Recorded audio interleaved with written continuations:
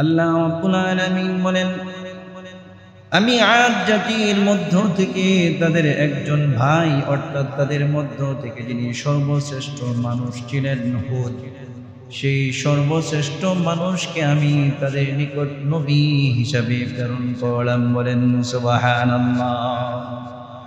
যুগে যুগে আল্লাহ তাআলা যত নবী রাসূল প্রেরণ করেছেন, সমস্ত নবী রাসূলগণ তৎকালীন গোটা পৃথিবীর সর্বশ্রেষ্ঠ মানুষ ছিলেন।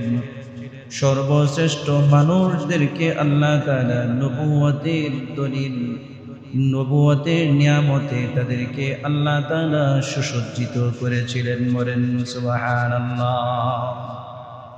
হুদ আলাইহিস সালাম যখন নবুয়ত প্রাপ্ত হলেন, তিনি তার জাতিকে বুঝাইতে লাগলেন, তিনি তার জাতিকে দাওয়াত দিতে লাগলেন, বলতে লাগলেন, ক্বালা ইয়া কওমি ইবুদুল্লাহ মা লাকুম মিন ইলাহিন গায়রু।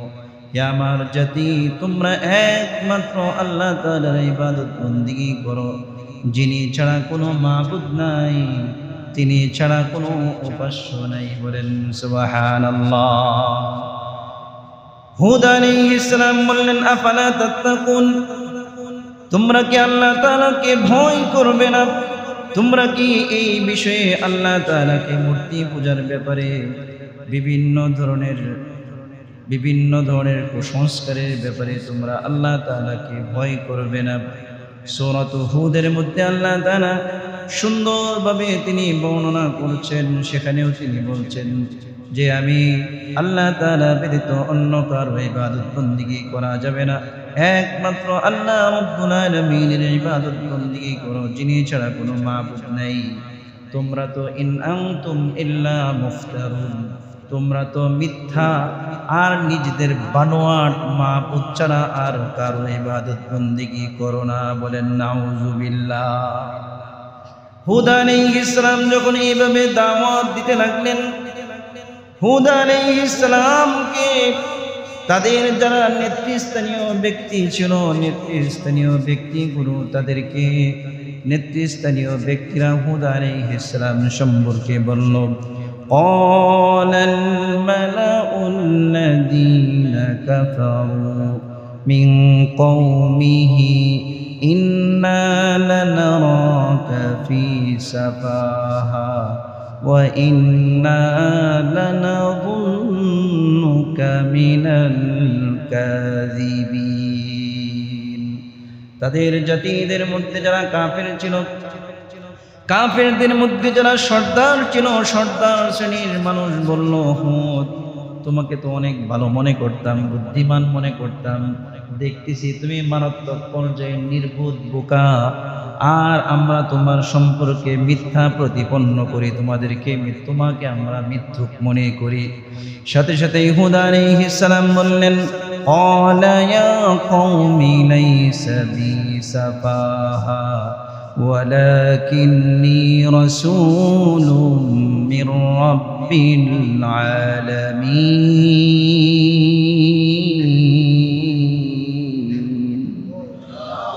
সাথে সাথে হুদ আলাইহিস সালাম বললেন, আমার জাতি, লাইসা বি সাফাহা, তোমরা আমাকে যে নির্বোধ ভাবছো, আমি নির্বোধ নই, বোকা নই, বরঞ্চ বিশ্ব জগতের পালন কর্তা আল্লাহ রাব্বুল আলামিনের পক্ষ থেকে আমি প্রেরিত রাসূল। বলেন সুবহানাল্লাহ।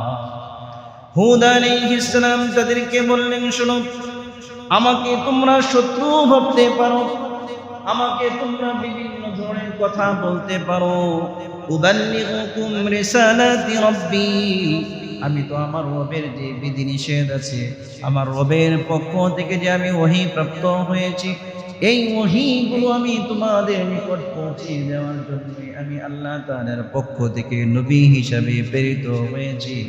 ওয়া আনা লাকুম নাসিহুন আমিন, আর আমি হচ্ছি তোমাদের একমাত্র বিশ্বস্ত উপদেশদাতা। বলেন সুবহানাল্লাহ। তারা সাথে সাথে বলল, আমরা তো আশ্চর্য হয়ে গেলাম, নবী বানানোর জন্য আর কাউকে আল্লাহ পাইল না, আমাদের মধ্যে তোমার চেয়ে সুতামদেহের মানুষ রয়েছে, তোমার চেয়ে ধন সম্পদে অনেক মানুষ রয়েছে। আল্লাহ তাআলা তাদেরকে নবী না বানায়া তোমাকে নবী বানাইছে, এটা তো আমাদের বিশ্বাস হয় না। আমরা আশ্চর্য হয়ে গেলাম। হুদ আলাইহিস সালাম বললেন, আওয়াজিবতুম আন জাআকুম যিকরুম মির রাব্বিকুম আলা রাজুলিন মিনকুম লিয়ুনযিরাকুম। তোমরা কি আশ্চর্য হচ্ছ? তোমাদের রবের পক্ষ থেকে তোমাদের মধ্য থেকে একজনকে নবী হিসাবে প্রেরণ করা হয়েছে, যিনি তোমাদেরকে ভয় দেখান। শোনো, আল্লাহ তাআলা নূহ আলাইহিস সালামের জাতিকে ধ্বংস করার পরে আল্লাহ তাআলা তোমাদেরকে দুনিয়াতে তাদের খলিফা হিসাবে সাব্যস্ত করেছেন, প্রতিনিধি বানিয়েছেন। আর আল্লাহ তাআলা তোমাদেরকে শারীরিক শক্তি দিয়েছেন। সুতরাং এই নিয়ামতগুলোর কথা স্মরণ করে আল্লাহ তাআলার শুকরিয়া স্বরূপ একমাত্র আল্লাহ রাব্বুল আলামিনের ইবাদত বন্দেগী করো। বলেন সুবহানাল্লাহ। আল্লাহ তাআলা তোমাদেরকে শারীরিক শক্তি দিয়েছেন, সব কিছু দিয়েছেন। আল্লাহ তাআলার কি করো? তোমরা ইবাদত বন্দেগী করো। কিন্তু দিন দিন তাদের বৈধতাপূর্ণ আচরণ এত পরিমাণে বাড়তে লাগলো, এত পরিমাণে বাড়তে লাগলো। এই আলামিন নাই, এরা কেউ নাই নাকি? উপরে পোলাপান দুষ্টামি করে, এরা কই? এই একজন যাও তো। তো কি বলছে? যে ধন সম্পদে, শারীরিক শক্তিতে তারা অত্যন্ত শক্তিশালী ছিল। এই শক্তির কারণে এক পর্যায়ে তারা এমন অহংকার করে বসলো, কোরআনে কারীমের 41তম সূরা সূরাতুল ফুসসিলাত, সূরাতুল হামিম সিজদায় আল্লাহ তাআলা কোরআনে কারীম খুলে দেখুন, 15 নম্বর আয়াতে বলছেন, فَأَمَّا عَادٌ فَاسْتَكْبَرُوا فِي الْأَرْضِ بِغَيْرِ الْحَقِّ وَقَالُوا مَنْ أَشَدُّ مِنَّا قُوَّةً। আল্লাহ তাআলা বলছেন, আদ জাতি, যে জাতিকে আমি শারীরিকভাবে অত্যন্ত শক্তিশালী করেছিলাম, তাদের ফসলের জমিগুলো আমি শস্য সেবন করেছিলাম, তাদের বাগানগুলোকে ফলমূলে ভরপুর করেছিলাম, তাদেরকে উচ্চতায় পৃথিবীর অন্যান্য জাতির চেয়ে বেশি দিয়েছিলাম, সব কিছু যাদেরকে দিয়েছিলাম। এক পর্যায়ে তারা জমিনের মধ্যে অহংকারী হয়ে গেল। অহংকার করতে করতে এক পর্যায়ে বলল যে আমাদের চেয়ে শক্তিশালী আর কে আছে? আমরাই তো সবচেয়ে বেশি শক্তিশালী। বলেন নাউযুবিল্লাহ। জোরে বলেন না নাউযুবিল্লাহ। আল্লাহ তাআলা বলছেন, আল্লাযী খালাকাহুম হুয়া আশাদ্দু মিনহুম কুওয়া। তারা কি ভেবে দেখে না যে আল্লাহ তাআলা তাদেরকে এত শক্তিশালী বানিয়েছেন, সেই আল্লাহ তাদের চেয়েও আরো অনেক বেশি শক্তিশালী। কথা কোন ঠিক না বেটি? যে আল্লাহ তাদেরকে এত শক্তিশালী বানাইলেন, সেই আল্লাহ এদের চেয়েও অনেক বেশি শক্তিশালী। বলেন সুবহানাল্লাহ। তাদেরকে বিভিন্নভাবে বোঝানো হলো, সব কিছু হলো। বারবার বলে, হুদ তুমি তো আমাদের কাছে কোনো মুজিজা নিয়ে আসো নাই, মুজিজা দেখাও, আমরা ঈমান আনবো। আমাদেরকে অলৌকিক কিছু দেখা, আমরা ঈমান আনবো। হুদ আলাইহিস সালাম বললেন, তোমরাই তো অলৌকিক। পৃথিবীতে তোমাদের মতো কোনো জাতি ইতিপূর্বে আল্লাহ তাআলা সৃষ্টিও করেন নাই, পরবর্তীতেও করবেন নাই। এর চেয়ে আশ্চর্য আর কি আছে? পৃথিবীতে এত উঁচু মানুষ আগেই ছিল না, তোমাদের পরেও আসবে না। তোমরা যেভাবে বড় বড় গাছ টান দিয়ে শিকড় সহ উঠিয়ে ফেল, এত শক্তিশালী জাতি ইতিপূর্বেও ছিল না, ভবিষ্যতেও আসবে না। এটাই তো আশ্চর্য। তোমরা যেভাবে এক বেলায় একজনে বিশাল বড় বড় উট একা খেয়ে ফেলো, এটা পৃথিবীর আগেও কেউ পারে নাই, পৃথিবীর ভবিষ্যতেও কেউ পারবে না। এটাই তো আশ্চর্য। তোমরা যেভাবে গোটা শহর ইরান শহরে যেভাবে তোমরা বিশাল বড় বড় স্তম্ভ, চিত্রশিল্প, বিভিন্ন স্মৃতিসৌধ নির্মাণ করেছ, এইরকম স্মৃতিসৌধ ইতিপূর্বে কেউ নির্মাণ করতেও পারে নাই, ভবিষ্যতেও পারবে। সমস্ত নিয়ামতগুলোকে যখন স্মরণ করিয়ে দেওয়া হলো, তাদের মূর্তি পূজার বিন্দু পরিমাণও কমল। বরঞ্চ তারা বলতে লাগলো, তোমার কথাই কি আমাদের বাপদাদার ধর্ম ছেড়ে দিব? আমাদের পূর্বপুরুষ যেটা করে আসছে এটাকে আমরা ছেড়ে দিব? কখনোই ছাড়ব। তো আল্লাহ তাআলা বললেন, তোমরা কি আমার সাথে বিতর্কে লিপ্ত হতে চাও? এমন কিছু নাম, যে নামগুলো তোমরা এবং তোমাদের পূর্বপুরুষরা নির্ধারণ করেছে। বৃষ্টির দেবতা একজন, সূর্যের দেবতা একজন, বাতাসের দেবতা একজন, বিভিন্ন ধরনের দেবতাদের নাম যে তোমরা নিজেরা বানাইছো, এই সমস্ত বিষয়ে কি তোমরা আমার সাথে বিতর্ক লিপ্ত হতে চাও? শোনো, সময় এখনো আছে। ইস্তাগফিরু রাব্বাকুম, তোমরা আল্লাহ তাআলার কাছে তওবা করে ফিরে আসো। বলেন সুবহানাল্লাহ। কিন্তু তাদের ফিরে আসার কোনো নাম গন্ধ নেই। যখন তাদের এই অবস্থা হলো, অহংকারী হয়ে উঠল, তো এবার হুদ আলাইহিস সালামকে জানিয়ে দেওয়া হলো, তাদের প্রাথমিক শাস্তি হচ্ছে লাগাতার 3 বছর পর্যন্ত খরা থাকবে, একটা বৃষ্টিও আসমান থেকে পড়বে না। লাগাতার 3 বছর পর্যন্ত খরা, এমন খরা যে তাদের যে শস্য শ্যামল কৃষি ক্ষেত ছিল এইগুলো পুড়ে ছাই হয়ে গেছে, লাল হয়ে গেছে। তাদের যে ফলের বাগানগুলো ছিল, ফলের বাগানগুলো ফেটে ফলমূল একদম শেষ হয়ে গাছগুলো পর্যন্ত পুড়ে যাওয়ার উপক্রম হয়েছে। হুদ আলাইহিস সালাম বললেন, এই এখনো সময় আছে, এখনো সময় আছে, আল্লাহর গজবের প্রথম ধাপ চলে এসেছে, এখনো সময় আছে, তওবা করো। তো তারা আরো বেশি অহংকারী হয়ে উঠল, আরো বেশি কি অহংকারী হয়ে উঠছে। অহংকারী হয়ে তারা বলতেছে, দেখো এই যে দুঃখ দুর্দশা সব তোমার কারণে। সব কার কারণে? তোমার কারণে। এই যে দুর্ভিক্ষ চলছে তোমার কারণে।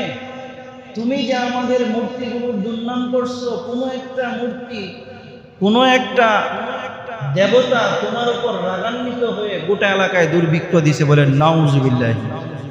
দেবতার ক্ষমতা আছে? কথা কয় না। মূর্তিগুলোর কোনো ক্ষমতা আছে? ওর জিহ্বার মধ্যে যে মাছি বসে, মাছিটা সরানোর মতো কোনো ক্ষমতা আছে? ওর জিহ্বার মধ্যে যদি কুকুর এক পা উঠিয়ে পেশাব করে দেয়, তো সে কি কুকুরের পেশাব থেকে নিজেকে বাঁচাইতে পারে? কথা বলেন না। সাথে সাথে হুদ আলাইহিস সালামকে তারা হত্যা করার পরিকল্পনা করল। হুদ আলাইহিস সালামকে যখন হত্যার পরিকল্পনা করল, হুদ আলাইহিস সালাম বললেন, মিন দুনিহি ফাকিদুনি জামিআন সুম্মা লা তুনজিরুন। হুদ আলাইহিস সালাম বললেন, হে আমার জাতি শোনো, আল্লাহ ব্যতীত তোমরা যাদের উপাসনা করো, যাদের পূজা তোমরা করো, সমস্ত মূর্তিগুলো মিলে গোটা আদ জাতির যত প্রশাসন আছে, যত কিছু আছে, যত শক্তিশালী মানুষ আছে, সবাই মিলে আমার বিরুদ্ধে ষড়যন্ত্র করতে থাকো, করতে থাকো, করতে থাকো। আমাকে এক মুহূর্তের জন্য অবকাশ দিও না। আমি তোমাদের এই ধরনের ষড়যন্ত্র যতই করো না কেন, তোমরা আমার একটা পশম পর্যন্ত টাচ করতে পারবে না। বলেন সুবহানাল্লাহ। কই কারণ? কি কারণ হচ্ছে? ইন্নী তাওয়াক্কালতু আলাল্লাহ রাব্বি ওয়া রাব্বিকুম। তোমাদের যিনি রব আর আমাদের যিনি রব তিনি কে? আরো জোরে বলেন কে? হুদ আলাইহিস সালাম বলছেন তোমাদের যিনি রব আর আমার যিনি রব, সেই রব আল্লাহ রাব্বুল আলামিনের উপর আমি ভরসা করেছি, পরিপূর্ণ ভরসা। আর যে ব্যক্তি আল্লাহর উপর পরিপূর্ণ আস্থাশীল আর ভরসাকারী হয়ে যায়, গোটা পৃথিবীর কোনো মানুষ তার বিন্দু পরিমাণ কোনো ক্ষতি করতে পারে না। কথা কোন ঠিক না বেটি? গোটা পৃথিবীর সমস্ত মানুষ মিলে যদি আমার বিন্দু পরিমাণ কোনো ক্ষতি করতে চায়, গোটা পৃথিবীর সমস্ত মানুষ মিলে যদি আমাকে হত্যা করতে চায়, আমাকে বন্দুক দিয়ে মারতে চায়, তাহলে আমার তকদিরে যদি গুলি না থাকে, ক্ষতি যদি না থাকে, পৃথিবীর কোনো শক্তি আমার বিন্দু পরিমাণ ক্ষতি করতে পারবে না। কথা কোন ঠিক না বেটি? হুদ আলাইহিস সালাম বললেন গোটা পৃথিবীর আমার তকদিরে যদি আমার ক্ষতি থাকে, আমার মৃত্যু থাকে, গোটা পৃথিবীর সমস্ত শক্তি মিলে যদি আমাকে বাঁচাইতে চায়, বিন্দু পরিমাণ আমার কোনো উপকার করতে পারবে না, আমাকে বাঁচাইতে পারবে না। আমার ক্ষতি থেকে কোনো শক্তি আমাকে কোনোদিন বাঁচাইতে পারবে না। কথা কোন ঠিক না বেটি? হুদ আলাইহিস সালামকে মারার পরিকল্পনা করল। এইভাবে 1 বছর নয়, 2 বছর নয়, 3টি বছর পর্যন্ত দুর্ভিক্ষ চলল। তাদের গোটা দেশের মধ্যে সেই হাজরামাউত থেকে আমান পর্যন্ত শত শত মাইল এরিয়া, গোটা দেশের মধ্যে দুর্ভিক্ষ দেখা দিল। মিষ্টি পানির অভাব হয়ে গেল, তারপরে খরার অভাব হয়ে গেল, ফলমূলের খাদ্যের অভাব হয়ে গেল। এত অভাবের পরেও এই হতভাগা জাতি আল্লাহর দিকে ফিরে আসলো না। বলেন নাউযুবিল্লাহ। এবার হুদ আলাইহিস সালামকে আল্লাহ পাক জানিয়ে দিলেন, হুদ আজকে রাত থেকে শুরু হয়ে যাবে। সুতরাং দিনের বেলায় আল্লাহ তাআলা গোটা আকাশের মধ্যে শ্বাস পাঠাইলেন, মেঘ পাঠাইলেন, এত ঘুটঘুটে কালো মেঘ পাঠাইলেন। সমস্ত আদ জাতি তারা ভাবলো অবশ্যই অবশ্যই বৃষ্টি হবে। হুদ আলাইহিস সালামকে বললেন তোমার জাতিকে জিজ্ঞাসা করো এখানে কয়েক ধরনের মেঘ আছে, কালো মেঘ, লাল মেঘ, সাদা মেঘ, তারা কোনটা নিতে চায়? তারা বলল আমরা সেই কালো মেঘটাকে নিতে চাই।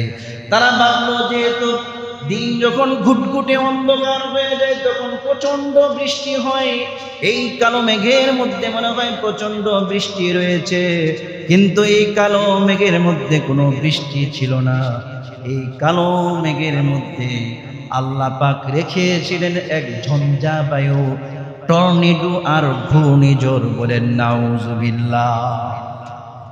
রাতের বেলায় শুরু হয়ে গেল। কোরআন খুলে দেখুন, আল্লাহ রাব্বুল আলামিন সূরাতুল হাক্কার মধ্যে বলেন, সূরাতুল হাক্কায় আল্লাহ রাব্বুল আলামিন সূরাতুল হাক্কার মধ্যে বলছেন ওয়া আম্মা আদুন ফাউহলিকু বিরিহিন সরসরিন আতিয়া। আদ জাতিকে আল্লাহ তাআলা ঝঞ্ঝা বায়ু, ঘূর্ণিঝড়, টর্নেডো, আইলা, যত কিছু আছে, কোহিনূর, নার্গিস, এইগুলো দিয়ে আল্লাহ রাব্বুল আলামিন আদ জাতিকে ধ্বংস করে দিয়েছেন। ঘূর্ণিঝড়, আইলা, টর্নেডো এইগুলো মাত্র কয়েক ঘন্টা, কয়েক মিনিটের জন্য এসেছে। কিন্তু আদ জাতির উপর যে ঘূর্ণিঝড় এসেছিল, কুরআন খুলে দেখুন সূরাতুল হাক্কার 7 নম্বর আয়াতে আল্লাহ তাআলা বলেন সাখখারাহা আলাইহিম সাবআ লায়ালিন ওয়া থামানিয়াতা আইয়াম।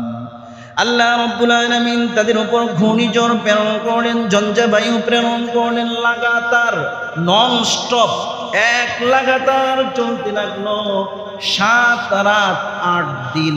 7 রাত 8 দিন পর্যন্ত নন স্টপ লাগাতার কন্টিনিউয়াস চলতে লাগলো এই ঝঞ্ঝা বায়ু, ঘূর্ণিঝড় যখন চলতে লাগলো। এবার আল্লাহর নবীকে বলছেন ফাতারাল কওমা ফিহা যদি আপনি তখন সেই জাতিকে দেখতেন সরা উপর হয়ে পড়ে আছে, কয় উপর হয়ে কেমন ভাবে পড়ে আছে, কয় কাআন্নাহুম আজাযু নাখলিন খাবিয়া, খেজুর বৃক্ষকে যদি আপনার কোনো বাতাস কোনো তুফান যেভাবে একদম গোড়া থেকে উঠিয়ে জমিনের মধ্যে ফেলে রাখে, এমনি ভাবে এই জাতি আদ জাতির প্রত্যেকটা মানুষকে আসমানে উঠিয়ে বল যেভাবে আঘাত করা হয় জমিনের মধ্যে, এদেরকে এইভাবে হোঁচট খাইয়া খাইয়া এদেরকে এইভাবে আল্লাহ তাআলা ধ্বংস করে দিয়েছেন। বলেন নাউজুবিল্লাহ। বিশাল বড় বড় দেহের মানুষ জমিনের উপর খেজুর বৃক্ষের মতো পড়ে রয়েছে, একটা প্রাণী পর্যন্ত বাঁচে নাই। কিন্তু যারা ইমানদার, হুদ আলাইহিস সালাম সেই ইমানদারদেরকে নিয়ে একটি ঝুপড়ির ভিতরে, কিসের ভিতরে? ঝুপড়ি, নো অট্টালিকা, কোন ধরনের শক্তিশালী কোনো গৃহ নয়, একটি ঝুপড়ির মধ্যে সমস্ত মুমিনদেরকে নিয়ে ছিলেন। এই 7 রাত 8 দিন পর্যন্ত ঘূর্ণিঝড়, টর্নেডো, আইলা, নার্গিস হয়েছে। মুমিন এবং হুদ আলাইহিস সালামের ঘরের একটা ছন পর্যন্ত আল্লাহ তাআলা হেলান নাই, কোনো ব্যক্তির বিন্দু পরিমাণ কোনো ক্ষতি হয় নাই। এই 7 রাত 8 দিন পর্যন্ত মুমিনরা সেই ঘরে সুন্দর জীবন যাপন করেছেন। বলেন সুবহানাল্লাহ। কে করেছেন এটা? আল্লাহ। আল্লাহ তাআলার নাফরমানি যখন বেড়ে যায়, আল্লাহ তাআলা ঘূর্ণিঝড় আইলা দেয়। ঘূর্ণিঝড় আইলা আছে না? নার্গিস, কত ধরনের নাম আছে না? নাই? পৃথিবীর মধ্যে সবচেয়ে বেশি টর্নেডো যে জাতির উপর হয়েছিল আদ জাতি। 7 রাত 8 দিন লাগাতার নন স্টপ, এক মুহূর্তের জন্য কি হয় নাই, থেমে যায়।